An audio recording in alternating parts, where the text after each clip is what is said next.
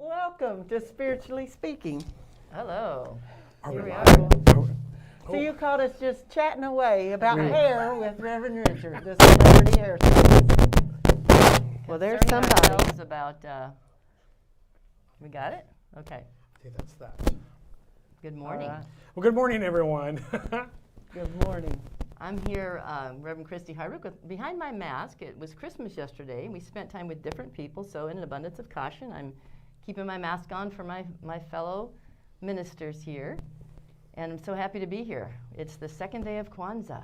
It is the day of self-determination. The first day, the first candle was unity, which obviously is our thing. We love the idea of unity. But this was built for the black community following the civil rights movement, and some people call it the black struggle for freedom. And this idea of having community and having celebration and having a structure was so the community could strengthen itself within its own ranks. So one of the things that Richard was mentioning before we came on was this community called First Unity loves to include, right? So we like to have, we celebrate all kinds of traditions. And I would love to just chat a little bit about that idea of including, but not crossing the line to sort of appropriation in one sense, right? I posted on my Facebook page a little clip from doing the thing that we did on Christmas Eve, and lots of comments, happy Kwanzaa, and then a few of my African American friends were like, this is for our community, it's not for the, for people to just be part of it like it's just a thing. And so we had a little dialogue about that. Mm-hmm. My intention was to share and teach and talk about a celebration that's important to the African American community, not presume that you can then, become someone who celebrates Kwanzaa if it's not really meaningful to you, but it's still in the interest of sharing. And the sad side of that is maybe they don't understand that they have allies who are celebrating them as a person. Mm-hmm. I've often said that with gay pride, is sometimes our gay brothers and sisters get their bowels in uproar because we have straight brothers and sisters who want to celebrate. Well, I love that I have brothers and sisters of all faiths, all walks of life, excuse me, who want to celebrate me. It's not celebrate. That's also too, when I was working the other day, we were rehearsing, and I said I didn't want to light the candles individually with the Jewish menorah. Mm-hmm. Because I said the holiday had already passed. And I just wanted to put forth that we were celebrating our brothers and sisters in their holiday. And I think that's sometimes where people will get a little confused with what we do here. Just like Kimberley and I have discussed about, we celebrate here on the campus, and many of you have been to our Diwali festival. Mm-hmm. We don't do the festival in actually the authentic way, but we're doing a unity celebration of the people who are celebrating the Diwali. We do a celebration of the Diwali so that it teaches in a teaching way, in a spiritual teaching way. We have 3 interfaith ministers here on campus, Reverend Richard and Reverend Dr. Aileen Curtin and I. Mm-hmm. So we are all about trying to bridge that gap and show people that regardless, we take the religiosity out of it, and regardless of what faith you maybe grew up in or that you practice now, that there is a common thread that runs through all of them, and that common thread is love. We've said that over and over and so over. when you can come from that place of love, and I love that because I never understood until you were teaching from the platform on Christmas Eve about Kwanzaa, what all the candles actually stood for and why they are so important. So I love that, and I think so many in our community do appreciate that. Not that I'm going to go home and set up a Kwanzaa candle display and start lighting candles, but I love that I can appreciate and know what they mean and honor all the African American community for the trials and the tribulations and the struggles that they've gone through and still going through today. Beautiful. I love the word honor. I think that's the important thing. It's like we celebrate, we honor, we say, I know, I see you. I see that you're going through this. You can say that my sister Christy, we know that she is celebrating something that was really important to the community in order for them to have strength within themselves after they, were trodden down. There was a beautiful poem I just read, and I'm forgetting the author, but one of the lines she said in it is like, every day there was something that was trying to kill me, but it failed, There you go. during that time, right? So Yeah. during the 60s and obviously other times in life, many, people fought, marched, were hurt, all those kind of things. So we remember and we honor them, and even the times now. And so you, in solidarity, like you said, with LGBTQ people, and with your beautiful heritage of a Native American in your background, we honor all of the life that has happened and continues to happen for people, and saying, I see you. I don't not notice. A good bishop friend of mine, Bishop Carlton Pearson, he's probably watching this morning, knowing him, said, we don't have to get along to go along. And the thing is on this campus, we celebrate you. We celebrate the life in you. And you yourself can hold true to your tradition, but we are celebrating you. Absolutely. It's about humanity. Absolutely, and we do offer so many classes here that teach people about different spiritual paths and different, with taking away the religiosity. And when I teach classes on the medicine bag or any of the things that I teach in Native American spirituality, the medicine wheel, I have found that from because I always share them with my brothers and sisters that actually live on the reservation. I'll share those classes and say, come watch. And every once in a while I have someone from, usually not in our culture, but from out in the community, who says something you're appropriating. Say, well, I'm not really appropriating because I am. So, Right. so I'm not really misappropriating. But I find that so many people resonate with the teaching, and then I say, so take this teaching and use it how it resonates with you. Use it how it feels right for you. And so many people just love that. Yes, and I love the idea of you talking about people questioning. And one thing I think about this campus and what we teach here too is your authentic identity is yours to define. Yes. Right. So even all the boundaries we put on, different dogmas, different ethnicities, different races, we know that in spirit all that is not the truth ultimately, right?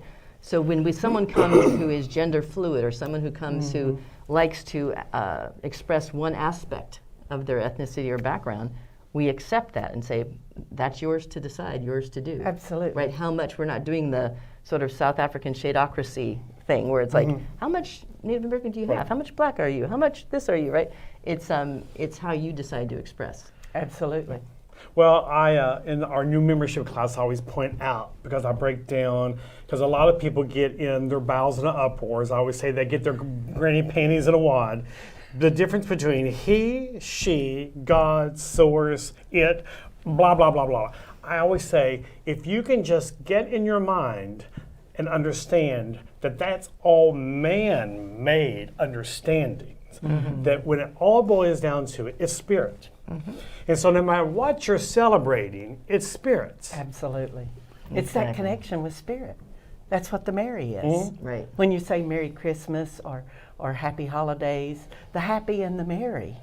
The happy and the merry truly comes from your individual connection to spirit. And then that is the same connection we share with everyone else. And so when we truly honor that and celebrate that, that's when we really get into the season. Reverend Temple said when she was doing Advent this year, and she said for some reason this year Advent meant so much to her, going through the weeks of the faith, the peace, the joy, and the love. And it's when we are present in the moment and we truly honor that connection, when we honor that namaste, that we're feeling the happy and we're feeling the merry. That's when it means so much, not only to us, but to everyone else, because they can feel it from us. We're, They we're can feel emanating it. We're broadcasting it. Absolutely. And we broadcast love in our own unique ways all the time. And I was teaching a class about mindfulness and meditation practices and all that, and people who were coming to this particular class were not familiar. It was very kind of uncomfortable for them. It's like, I don't know if I can do any of this, And so one of the things that I talked about is how, there's so many ways to practice anything. And just learning a ritual, Yep.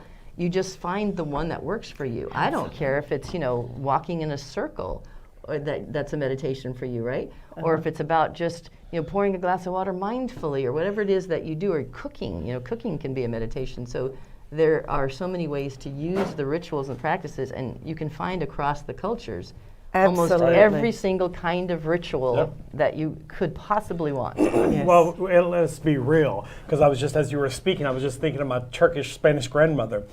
So much of it is, this is what grandma did. Not that it's based on anything, but this is the way grandma did it. Yeah. That's So it's what true. resonates in your heart. Because when you honor that, you're honoring her, Yep. and you're remembering, and you're Yes. bringing all those memories, whether they're actual lived memories or DNA memories that we have somewhere back in there. That's why so many things resonate with us that we maybe didn't experience in this lifetime, because somewhere back there in that DNA memory, it sparks. There's a recognition that, this is mine. Beautiful. This is for me. Yeah. And when we get in that space of love where we can honor, then man, we are living that happy and merry And, in the present. And the beautiful thing is the Christ consciousness, and I'm not talking about Jesus Christ or Jesus of Nazareth, I'm talking about the God mind. The Christ consciousness is in all and is all and for all and is the big. Always when I write the word all, Reverend Kimberley can probably confess this, that when I write something, I write all, I'll write capital A, capital L, because it's the Christ consciousness in everyone. And there's not that Christ consciousness, I can't talk to that, does not elevate or decrease. It's all the same. It's the same in all three of us. We're all three different. But the beautiful thing is the Christ consciousness, the Godhead, the God mind, is equally in each of us. Yes. Right. And that's what we're celebrating. Yes. Because there is no place where God is not, right? Exactly. Yes. That's the There's good no thing place about where it. Spirit is not. And it's about a level of expression and how much we allow. I mean, I'm the one who has my foot on the hose if the foot's on the hose. But the hose has an unlimited source that it's pouring through. Yes. I have many years ago flowing in traditional Christianity. And then later moving into New Thought. I awakened to the idea that some of my traditional Christian friends will always say, I accepted God into my heart, or I accepted Jesus into my heart. And I go, no, you just awakened to God in your heart. To the fact that He is there. He, Yes. she, it, all Right. there. We're going to say it. Yes, It's there. yes, yes. And, it's just like I said, someone said to me one time, giving a testimony that, I spent years sitting at the bar. Now, sitting at the bar, God never left you. You may have been lost in your fleshly journey, but the God of this universe is with you always. I say it all the time. Reach inside and just awaken to the fact that God's within you no matter what. Whichever rituals you Yes. celebrate, Yes. whichever ones you don't celebrate, and just knowing that idea that there is always, always, always in you everything you need. Yes. Right where you are, Yes. right here, right now, no matter what it feels like, no matter what it looks like. There's only one life.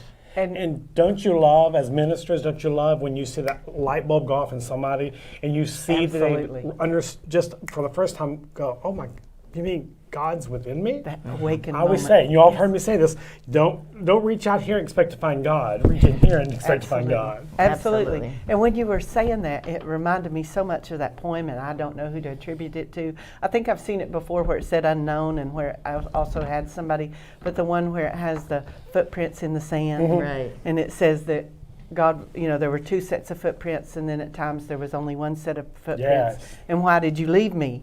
And no, I didn't leave you. That's when I carried you. Yep. Right. And that just popped in my head while you were talking Yep. with that. What That's a beautiful beautiful. teaching That's that beautiful. is. And I've seen that, actually a friend of mine used to have it as a poster as a kid on her, It's her wall. beautiful. Yes. And the beautiful thing is, this campus, we strive and we do a good job of it. We strive to walk in understanding and acceptance, and also when new things come about, we present ourselves open. So therefore, always know that at this campus, we love and accept, and we're looking forward to the day our campus can be open. Yes. Oh my goodness, I miss hugging people. Yeah. But you know what? We love you. You want to say something else? I did want to say something before we turn off, that although our doors are closed and our hearts are wide open, know that we have a new mobile app. Yes. You can download it, go to the App Store or to the Google Play Store, and look for the First Unity app. It's beautiful. You're going to see it says More Than a Ministry, International Movement of Radical Positivity, and you'll see Reverend Temple's face right there. So you'll know that is the one. Download that, and you will be able to keep abreast of everything going Yes. on. And the beautiful Stay in thing, touch. the beautiful thing, you're not here alone, because I heard through the grapevine this morning that we had over 40 countries represented and watching us. And so we thank you from wherever you are around the world. And if you'll do us a favor and check in down the page there and tell us where you're from, we would love to send you a love offering. I'll send you a message and get your physical address and send you a love offering. And don't think it's too late if you're watching it. If you're watching us tomorrow, Or Tuesday. don't think it's too late. Go ahead and do it. Yeah, Go ahead and do it. Even Yes. Tuesday, because Tuesday is the day I'm coming back into the office. So Yeah. I go through all that on Tuesday. So you can even watch it on Monday night at midnight. Yes. So we'll say we love you. Thank you very much. And we'll see you out front. Thank you. Namaste. Namaste.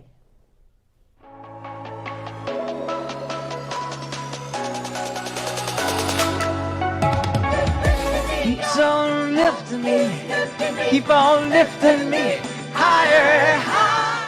There's the giving of love, and there's often the act of giving a love also through financial support.